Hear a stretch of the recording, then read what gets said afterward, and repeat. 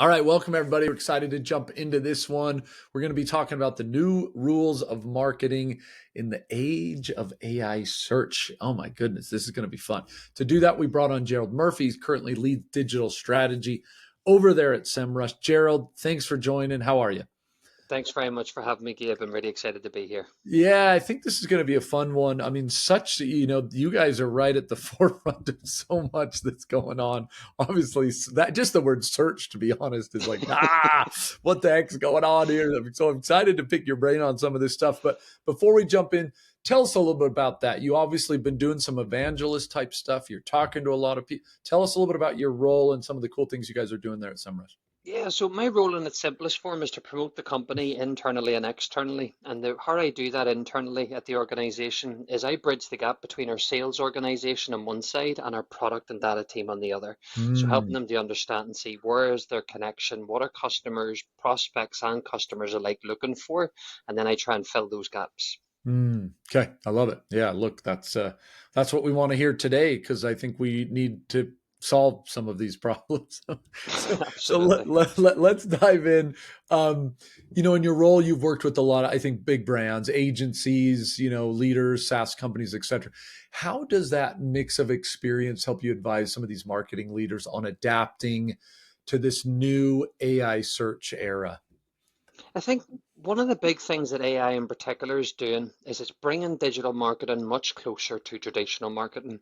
What Yeah. I mean by that is in traditional marketing, we're always thinking about what is our voice, what is our actual core message, and we want to make sure from a global brand we have a consistent voice across all of the markets that we serve in. But more importantly, it's about moving away from one entity. So it's not just looking at the dot coms of the world. It's actually thinking about Mm, things like user generated content. Where else are the consumers? What are they saying about brands? And connecting that then to how AI itself is served. So is it in yeah. Google? Is it in ChatGPT? All of those different things become really important. Yeah, yeah. Look, I think that this is kind of the name of the game as you change so much with AI and what that means for marketing people. I think we're kind of seeing it. We're all getting a little bit confused here. If you had to go big picture for a minute on that, like how do you see what is going on with search and AI? Like how do you break that down for idiots like myself here?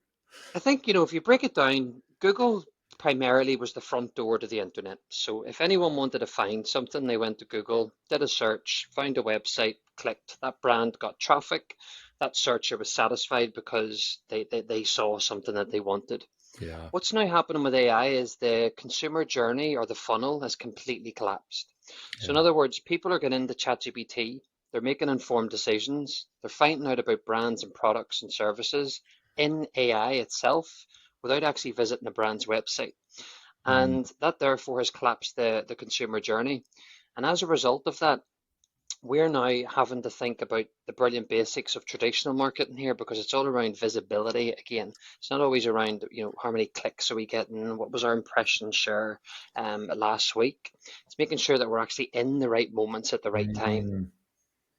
Yeah, yeah. Look, that seems to be the big thing that's obviously changed. I love that word, the funnel's collapsing, right? It's like, yeah, what used to be kind of the window is not really the window, and then how do people start adjusting to that? Well, let me dive then a little deeper into that. So, with that idea, what does it take now to build these intelligent systems? That connect some of these customer signals like search behavior and feedback to marketing and product decisions. Like, how are people now doing this?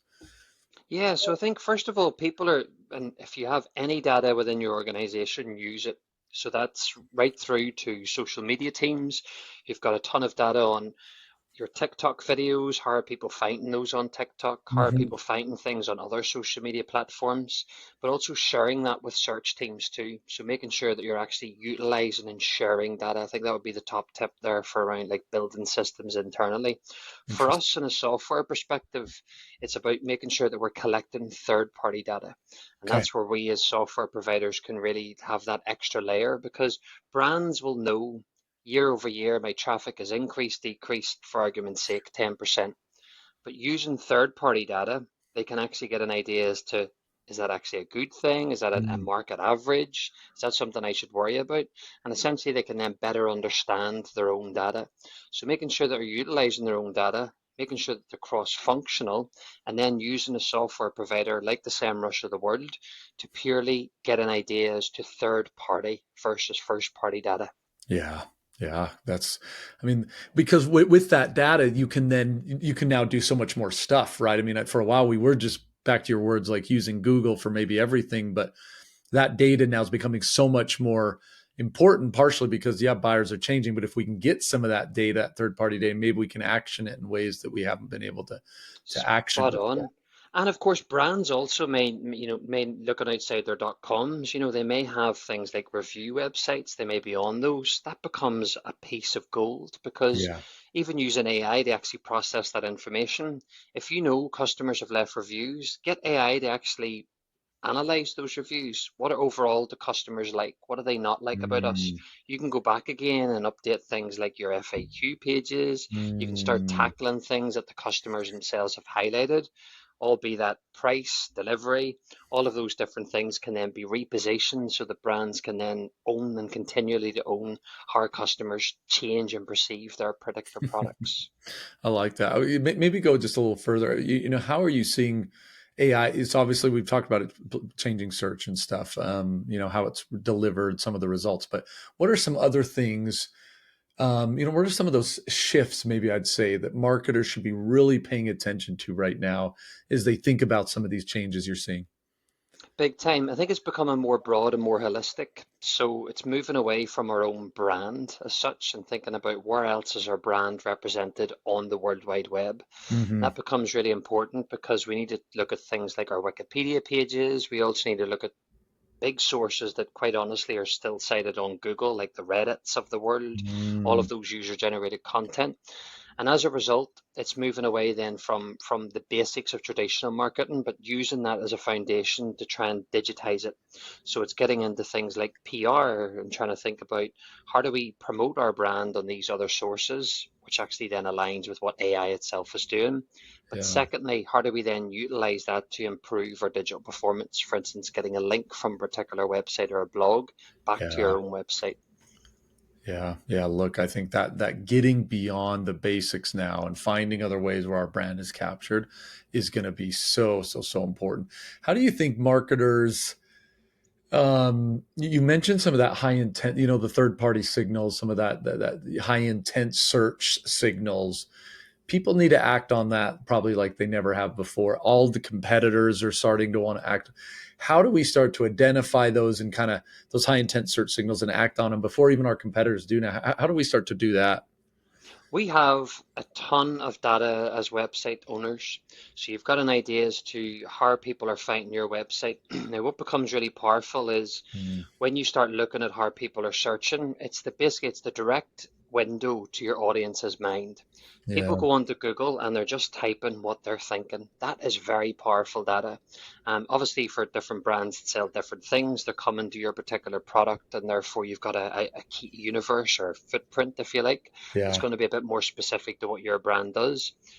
But you then have a ton of essentially what consumers think about what you sell, what topic Hmm. clusters you have. And as a result of that, we can break that information down and have an idea as to what they like, what they don't like, when do they use our brand, when do they not use our brand in those terms. And that can become really strategic when you start thinking about content strategies and Hmm. developing things around what pieces of content should we be creating today versus actually should we be actually creating this piece of content even in a different format, like a video, for example. Yeah, yeah, right. I mean, there's got to be that's something I think that's often missed. Being able to really capture shirts insights and be able to use them in different things. You just mentioned content. I want to go one step down on that as you think about some of these other search insights and actually capturing those. How have you seen people play with messaging or positioning with some of their buyers to see if they can move that further down the funnel? So I think what you need to do is analyzing the pain points first, so like what are the pains of those particular searches? What are they actually looking to try and solve? And that brings you on then to the goals. So what sort of things can our products and solutions actually provide for? And when you've got those two things largely for the most part identified, you're really getting into the audience mind, you're getting Hmm. into the intent of them, and therefore you're getting more into the buyer's voice. So you can then start to position your brand that actually does specific things and solves for them. And Yeah. as a result, as we discussed just a few minutes ago, things like, analyzing customer reviews, forum discussions, all of Hmm. those things become really, really important because you're then able to position your products that actually solves for those particular needs and functions that the consumer is actually looking for. Hmm. Yeah, look, I think we've got to find ways to use those insights, I think, just as effective as possible. Do Big you feel time. like sometimes it feels like teams they collect it, but they don't always act on it? And the first step is collecting, and so I think a lot of people aren't doing that. But if you actually get it, it seems like it does get stale, or some people don't do that. How do you help companies? How have you seen companies do that better? Ensure those insights are translated into, I don't know, campaigns, or actually help us move things forward, move the needle forward. Absolutely. And I think what we need to do is think of the question mark at the end of anything we're sending. Why are we doing that? We shouldn't be really sending insights reports with no action because it's Yeah. going to completely mean that no one's going to implement anything. It becomes a nice to know. Hmm. It's making sure that we have looked at this. This is showing us X, Y, Z. We should therefore do A, B, C. And I think we need to have that simple framework in all of the core reports that we have out, especially to non-digital stakeholders. Yeah. Mentioned briefly before, things around like social media teams having a lot of data for search teams. Like you go on to Google today and you'll find that TikTok and Reddit, for example, are quite prominent on Google rankings. Yeah.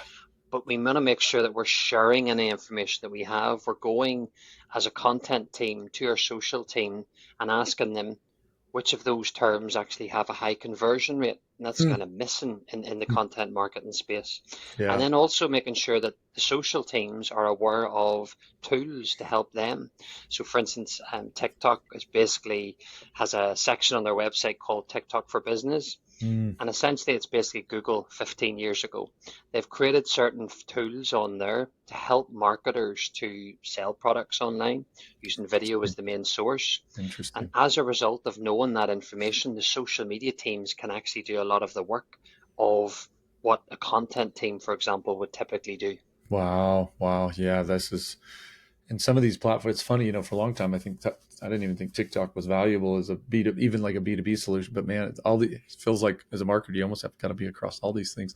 Big time. As we kind of look to wrap, a couple of things as we wrap here, as we go forward, want to get your thoughts. How do you see AI and this AI search continue to reshape the role of marketing leaders, and some of the skills that you'll need to stay ahead? Where do we go from here? I think the amazing thing is around foundation and baselines. I think everyone, when using AI properly, can do a lot more strategic thinking Sure. rather than doing things like interpretation of data. Yeah. So the new skill is not necessarily knowing how to pull a report, it's actually how to interpret a report, Hmm. but also combining different data sets at scale. So doing things like predictive analytics, using a lot more real-time data. AI can operationally soak in and interpret So lots of data much. all the time, Yeah. and therefore we need to be more strategic as digital marketers in the marketing function. Yeah. Yeah. Yeah, that's going to be, I think, something we're going to have to develop a little more. We all like the easy tasks. We're going to have to probably give those away, and probably get into the harder tasks, interpretation probably being one of those. Exactly. What's your call on the future of AI search? I mean, a lot of people, SEO's dead, and Chat GPT, is the new window. You don't have a crystal ball. I get that. None of us do, but you're a little closer to the action. How do you see this playing out over the next few years? Any kind of thoughts on the future of AI search? So I think a few things from what we're seeing at the moment in the market. One is we're predicting that ChatGPT is going to become bigger than Google in the next 2 to 4 years. So Wow. in terms of the next big engine, it's on its way. So brands definitely need to be looking at how they're represented on AI, and more importantly, how consumers are finding those brands and Wow. products. Yeah. Secondly, we also sit on a ton of data as a company, and one of them is clickstream. And basically, what that means is we have an idea as to what people do online. Now, when we start looking at things like conversions, when a consumer visits ChatGPT or any AI search engine, they're actually 4 times more valuable than other searches. In other words, when someone goes on ChatGPT and then they go to a Target or a Walmart or a Best Buy, they're way more likely to convert. And the main reason Mm, for that is they've basically made an informed decision that's right. about those particular brands and what things they're looking to solve. And therefore, when they see products that basically tick those boxes quite quickly, they're more likely to convert as opposed to get in and going product by product Mm, individually. So I think that's definitely the next big thing that's going to change quite quickly in our wow. space. I like that. I like that. You mentioned brands being comfortable and understanding how to basically recognize or be recognized through some of these, LLM providers like OpenAI. Quick tips or advice or where they can learn more. Is that something you're teaching kind of people? I mean, that's just seems like that comes up often. Like I put my company name in ChatGPT and it said something, and it's like, and I have no clue why it said that. Any quick thoughts on where people can start with that? Or Big time. I think maybe twofold. I think first one would be looking at your share of voice. So first of all, knowing what your share of voice is mm, very helpful in itself. If you've got a share of voice that's less than 20%, you're highly likely as a company to be just focusing on your .com. That becomes problematic yeah, because they are using things like Reddit and so on. If you've got a higher share of voice, you're becoming a little bit more digital savvy and thinking about how to influence your brand yeah, online. yep. Yeah, I like that. I like that. Yeah, that type of stuff is where I think we're gonna have to go if we're gonna nail some of this stuff. Joe, we wrap here. We hit a bunch of different topics. So many people are just starting their journey in kind of AI search, and any kind of parting words of wisdom, advice you just kind of leave with the audience for, especially those who are just kind of getting going and figuring out, try to navigate through all this noise around AI and search. Absolutely. Just look at the results that AI is given and just ask why is it there. So you'll often see there's like sources that are cited within the results. That's your Yeah. ability as a brand to influence a particular entity that AI is using to make that decision. So just kind of like ask those questions like why is that there? What's its purpose? And therefore you can start to have an idea as to how the actual system itself works. I think Mm, the big thing that everyone knows, but they're still not really doing lots about it, is that AI is growing massively. As I mentioned, mm, it is changing the consumer funnel, so we do need to be investing our time in this as marketers, and then making sure then as an actual entity, we're also learning ourselves. So we're looking at other brands, we're looking at things like case studies on digital marketing educational websites, yep. and as a community we're also just encouraging one another to go into conferences, for instance, I becomes love one it. of the easiest things to do. I love it. Awesome. Awesome. Well, hey man, it's fun to talk to someone who's fighting the fight out there. Best of luck. So many changes, but appreciate some of the stuff you and truthfully, SEMrush has put out some great information, I think, as you guys kind of navigate the changing environment. So, Gerald, really appreciate you taking the time for the audience. Thanks Have for a having me. fantastic day. Likewise, thank you so much, Cab.